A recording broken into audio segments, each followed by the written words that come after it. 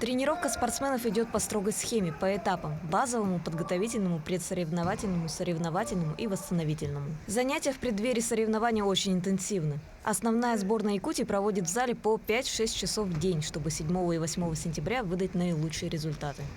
Сегодня начали второй этап подготовки к международному турниру Дмитрия Петровича Коркина. До этого мы провели тоже двухнедельный сбор.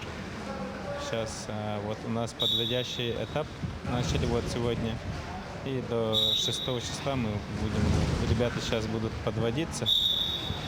Первая неделя нагрузочная будет, контрольные схватки будет и уже сгонка веса и подводка основная.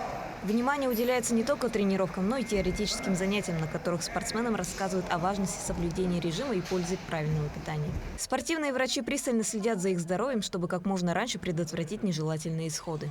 Интенсивная проверка, у нас все под контролем. Если какие-то изменения получаются, мы, конечно, начинаем сразу. Спортсмен – это как машина, да, все равно. Это боевая машина, поэтому он должен быть готов на 100% к соревнованиям. Поэтому все это проводится. Раннее выявление каких-то изменений. И, конечно, мы как автомеханики тоже, да, машину ремонтируют, поэтому мы спортсменов тоже ремонтируем. И, конечно, у нас нет таких случаев, что спортсмен по каким-то причинам не выступал, да. Они постоянно в боевой готовности у нас.